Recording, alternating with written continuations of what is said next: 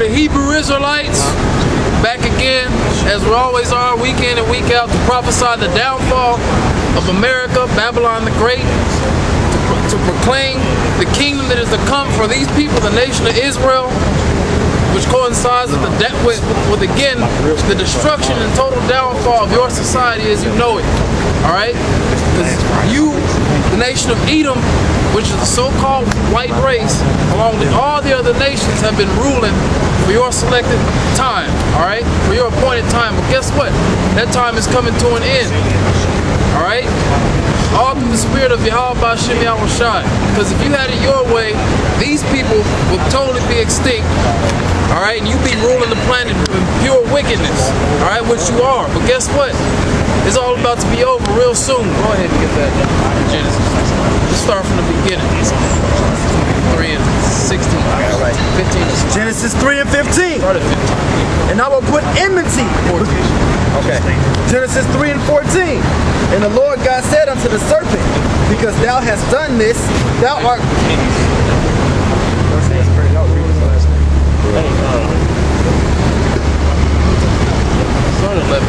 Genesis 3 and 11. Yeah.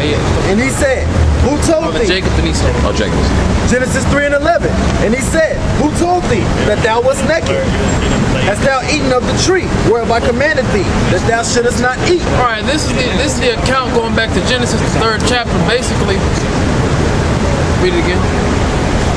Genesis 3 and 11. And he said, who told thee that thou wast naked? What does it mean thou was naked? Just trying to get a little part of the account so you can know what's going on. When you read, when it says that they ate of the fruit of the tree, it's not talking about literal fruit. It's talking about taking in knowledge. All right, knowledge that they were not supposed to know and have at that time. Go ahead. And Eve was the one that took it. Hast thou eaten of the tree whereof I commanded thee that thou shouldest not eat? And then Eve, through Eve, Adam ended up partaking of the same knowledge as well. All right, go ahead. And the man said, the woman whom thou gavest to be with me, she gave me of the tree. That proves that the woman is the weaker vessel. And if you're not strong enough as a man, a woman can convince you to go off. Go ahead. And I did eat. And the Lord God said unto the woman, what is this that thou hast done? And the woman said, the serpent beguiled me, and I did eat. And that serpent is not talking about a literal serpent. It was talking about the spirit of a person. It was an actual person, a serpent-like person, a slick, lying, deceitful person that was walking around at that time. Go ahead. And the Lord God said unto the serpent, because thou hast done this, thou art cursed above all cattle, and above every beast of the field. Upon thy belly shalt thou go, and dust shalt thou eat. Dust represents confusion, all right? And if you look around this place right now, the so-called white man in his kingdom is the most confused state the world has ever been in. And every time he's in rulership, the world is in utter confusion. Go ahead.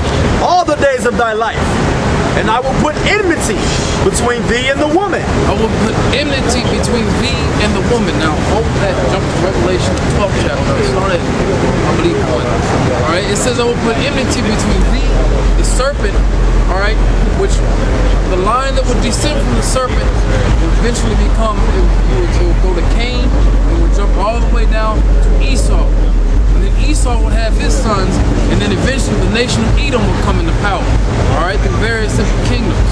So it will be enmity between the nation of Edom and the woman, which we're going to find out who the woman is here. Go ahead. Revelation 12 and 1. And there appeared a great wonder in heaven, a woman clothed with the sun and the moon under her feet. A woman clothed with the sun and the moon under her feet. Go ahead. And upon her head a crown of 12 stars. Upon her head a crown of 12 stars. What do those 12 stars represent? I believe, you don't have to get it, but I believe it's in Genesis 37 where it talks about each of those stars represented a tribe of the nation of Israel. So that's what those 12 stars represent. Go ahead. And she, being with child, cried, travailing in birth, and pain to be delivered. There appeared another wonder in heaven, and behold, a great red dragon. Wait a minute, a great red dragon. That's the dragon. That great red dragon is the same dragon that was mentioned all the way back in Genesis the 3rd chapter. Only then there was a serpent. So that serpent grew into a dragon with 7 heads and 10 horns. All right, this shows you with how much power the so-called white man would amass over history. Having 7 heads and 10 horns, and 7 crowns upon his heads. And his tail drew the 3rd part of the stars of heaven, and did cast them to the earth. And the dragon stood before the woman, which was ready to be delivered, for to devour her child as soon as it was born. God. And that child is talking about eventually whom the world will call Jesus Christ, Yahweh Shai. All right? Now, we don't have to read any more of that. Now, jump back to Genesis 3. Go ahead. Quick question. So, a lot of the pictures of the Virgin Mary, is that kind of symbolic to what you just read? Because she always has 12 stars around the butter. Well, I mean, it's the Virgin Mary. We have that.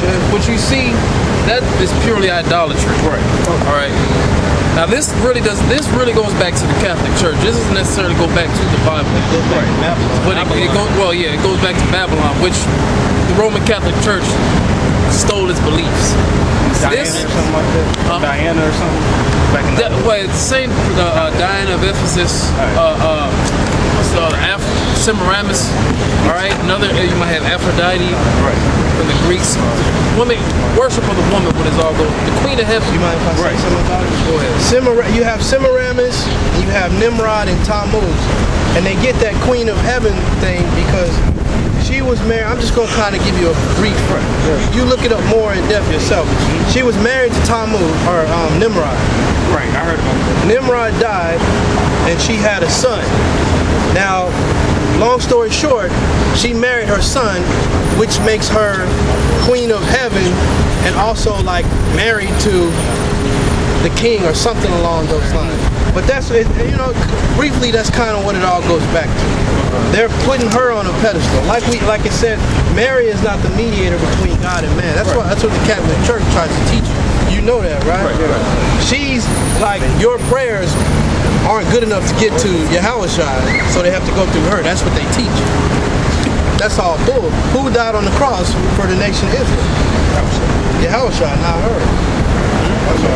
Yeah, this doesn't have anything to do with the woman that was mentioned in Revelation 12 or throughout the book. Like when you read, I believe it's Jeremiah the 6th chapter, the 2nd verse, it says that Israel is likened unto a comely and delicate woman. So go ahead. Jeremiah chapter 6 verse 2. I have likened the daughter of Zion to a comely and delicate woman. The daughter of Zion is Israel. It is likened unto a comely and delicate woman. All right, because when you read throughout the scriptures, Paul, I forget where it says, but Paul says, I have espoused you unto one husband, because we are espoused. Who's that husband? Yahweh Shai. The bridesmaids. Meaning we're supposed to go and like it says in Revelation 14, follow the Lamb whithersoever he goeth. We're only supposed to worship Yahweh B'Shem Yahushai in spirit and truth. That's the first no other God. Yep. So, and when you go off from that, that's when we go into spiritual fornication, boredom. That's why when you read Hosea the 2nd chapter, might as well get it. Kind of change it here. Somebody get Hosea 2. At least start at the top. Say ye unto your brethren, me unto your sister. Yeah. Start. Hosea 2 and 1. Say ye unto your brethren, me, and to your sisters, Ruhamah, which is my people. My people, Plead with your mother, plead, for she is not my wife, neither am I her husband. And that mother is talking about the nation of Israel. Go ahead. Let her therefore put away her whoredoms out of her sight and her adulteries from between her breasts. Put away her whoredoms and her adulteries. What are those whoredoms and adulteries? It's talking about when we as a nation went to go serve other gods. Other philosophies. This is the main one that you pointed out. All right. What are some other examples in the Bible? Like when we came out of so basically, it's just like the 10 Commandments. It's just different. Now, when we came out of Egypt, what did we do? What did Israel get Aaron to do? Set up a golden calf. All right. After the Most High led us through Moses, led us through the Red Sea, part of the Red Sea, destroyed all Pharaoh and the Egyptians behind them. All right. And as soon as they got out, they said, well, you brought us out here to die in the wilderness. And so they pretty much went and persuaded, forced Aaron to build a golden calf. That's right. All right. Hold on. Go ahead and read this. Yep. Isaiah chapter 54 verse 5. For thy maker is thine husband. The Lord of hosts is his name. Thy maker is thine husband, and that's what the 3 said. The Lord of his hosts is his name. All right? That's our husband. That's whom we are supposed to be espoused to as a nation. Go ahead. And thy Redeemer, the Holy One of Israel.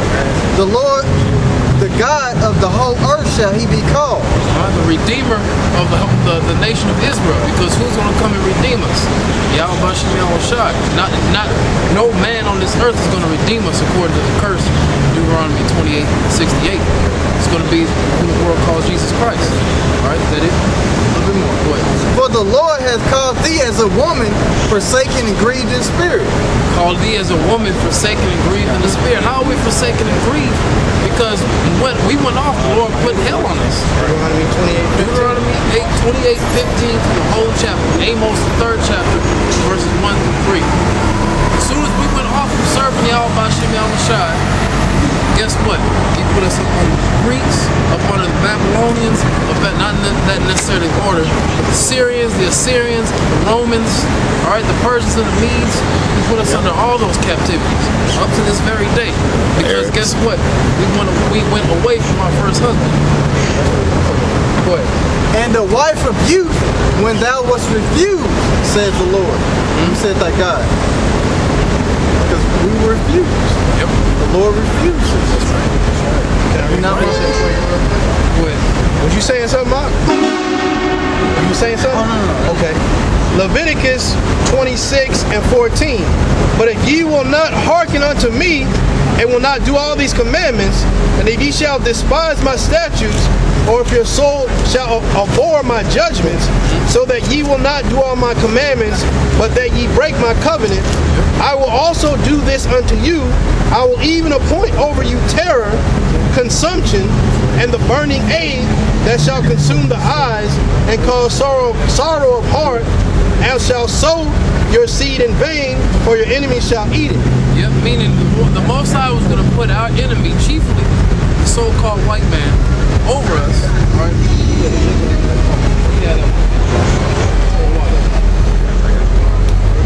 Now, the Most High, if we didn't keep all of His commandments, the Most High was going to put this jerk over us. All right, this vile nation. He was going to set them up over us to rule in slavery, rule us through slavery. He was going to set the other nations up. They were going to rule over us. They were going to be looked upon as what I'm looking for. An example, the other nations could come over here and get a business like that, like we always mention, all right? But we'd be over here and struggle like hell to even get a business, and if we get one, it'll probably go under in a year. That's right. And not only do they get a business, they get a business in your area. Yeah, they totally dominate your area. Come on. That's right. You want a bit more for Go ahead. Verse 17, and I will set my face against you, and ye shall be slain before your enemies. You shall be slain before your enemies. Why do you think we're the ones always getting shot down in the hood? All right, getting choked out by the cops, getting tased to death, getting sentenced wrongly and thrown in prison for damn near all our lives. All right. That's right. Yeah, come on. We're the ones that's always getting getting shafted, so to speak. Right. All right. This whole nation. All right. They that hate you shall reign over you. They that hate you shall reign over you. Now, we just read in Genesis 3 that there will be enmity between the two, the seed of the serpent and the seed of the woman. All right? What is enmity? That's hatred. That means wherever you see one of these so-called white people, these Edomites, no matter how friendly and nice they act, and how much they smile, guess what? In the back of their mind and in their spirit, there's an enmity between them and you. That's right. All right? Go ahead. This is the definition of enmity: the state or feeling of being actively opposed or hostile to someone or something. Actively opposed to someone or something. That means they're in direct opposition toward you. Whatever you're trying to do, guess what? They're going to be against it. Look at Black Wall Street. That's right. What happened when Judah was trying to set up their own community with their own money and their own economy? Guess what? It got blown up. Look at the, I believe it's called the Move movement. It was in Philly, if I'm not mistaken. something very similar. You had a bunch of jakes that are trying to live totally off the grid, and they were dropping explosive bombs on them from helicopters. All right. Black Panthers, the same way. Same thing with the Black